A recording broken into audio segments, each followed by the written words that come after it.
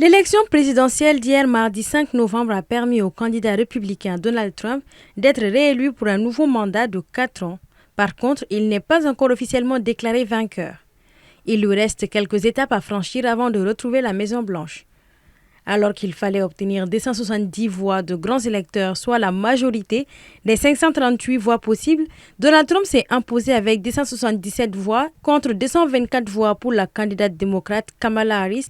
Mais aux États-Unis, les citoyens ne désignent pas directement leur chef d'État. À partir d'aujourd'hui, chaque État du continent a l'obligation d'émettre avant le 11 décembre prochain un document certifiant les résultats du scrutin dans sa zone.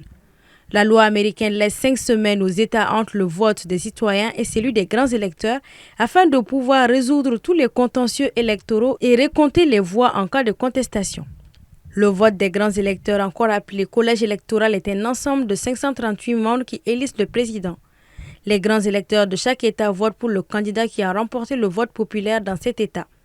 Il faut savoir que le système du collège électoral accorde plus de poids à un vote unique dans un petit État qu'au vote d'une personne dans un grand État, ce qui a parfois conduit à des résultats contraires au vote populaire. Souvent inconnus du grand public, les grands électeurs sont désignés en fonction du nombre de représentants d'un État à la Chambre des représentants et de ses 2 sénateurs. Chaque État se voit attribuer un certain nombre de grands électeurs en fonction de sa population.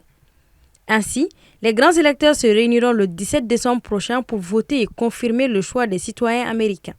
Les grands électeurs d'un État votent pour le candidat arrivé en tête, même si celui-ci l'a emporté d'une voix seulement. La victoire de Donald Trump est donc assurée.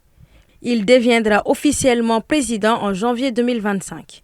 Une période de transition de 2 mois s'ouvre durant laquelle se fera la transmission des dossiers et informations confidentielles aux nouveaux arrivants.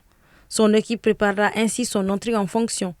Une fois que le Congrès aura certifié le vote, le nouveau président sera investi le 20 janvier sur les marches du Capitole.